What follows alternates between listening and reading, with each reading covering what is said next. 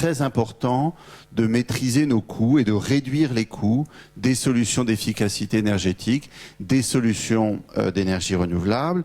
Et de ce point de vue, la PPE, la programmation pluriannuelle de l'énergie, sera une façon pour les parlementaires de veiller à ce contrôle des coûts à la source.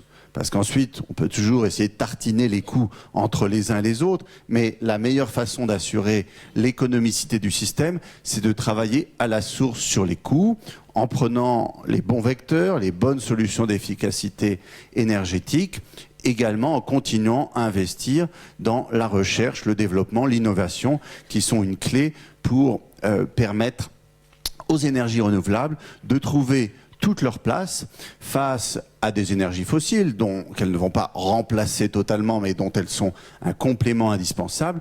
Énergies fossiles qui, en ce moment en particulier, démontrent encore leur compétitivité avec la baisse significative des prix internationaux du pétrole.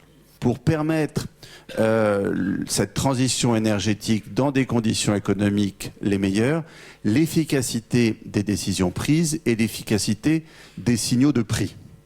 En effet, bien souvent, les décisions publiques et privées sont fondées sur les prix, alors au travers de calculs économiques compliqués ou d'un simple bon sens paysan en neige pour mon argent.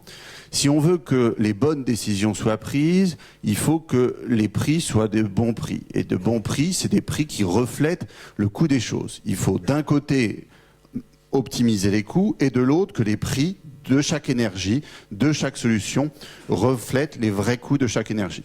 Donc que l'électricité paye pour l'électricité renouvelable, le gaz pour le biogaz, le carburant pour le biocarburant. Que tous payent d'ailleurs pour le CO2, dont nous souhaitons que son prix soit révisé, revu, 5 € par tonne de CO2, ce n'est rien. Et en même temps, une fois qu'on a veillé à ce que le prix des choses reflète le coût des choses, qui est une solution pour que chacun prenne les bonnes décisions, ne rejetant pas sur la collectivité le coût de ses décisions personnelles, nous sommes attachés à ce que sur certaines catégories de consommateurs, il y ait des dispositifs précis sur les ménages précaires, le chèque énergie généralisant les tarifs sociaux qui existaient déjà pour l'électricité et le gaz.